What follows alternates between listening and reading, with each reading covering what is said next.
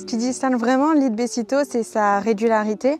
Donc année après année, d'une parcelle à l'autre, c'est vraiment sa performance dans les résultats en toutes conditions de culture qui va faire de cette variété une très bonne variété.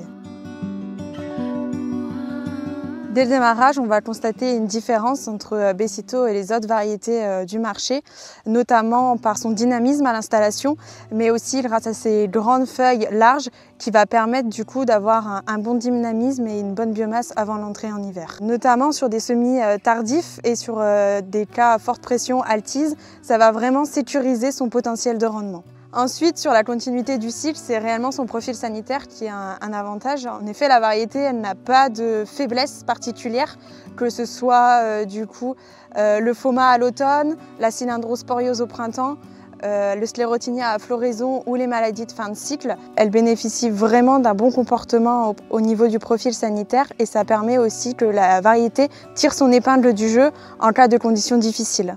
L'année dernière a été un très bon exemple pour la variété, donc avec un printemps assez humide et froid.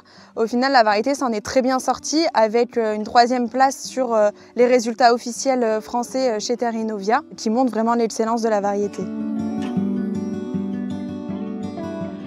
Alors tout à fait, on va la retrouver aussi cette année. Donc pour rappel, elle a été première en 2023, 3e en 2024 et cette année, on va la retrouver dans le réseau Terrinovia, notamment en tant que témoin. Nous espérons que Lead Becito pourra accompagner les agriculteurs dans la gestion de leurs récoltes. Donc que ce soit par sa tardivité, son profil sanitaire en fin de cycle ou sa tolérance à l'égrainage, ça permet une réelle flexibilité lors des moissons. C'est un choix sûr pour valoriser la récolte.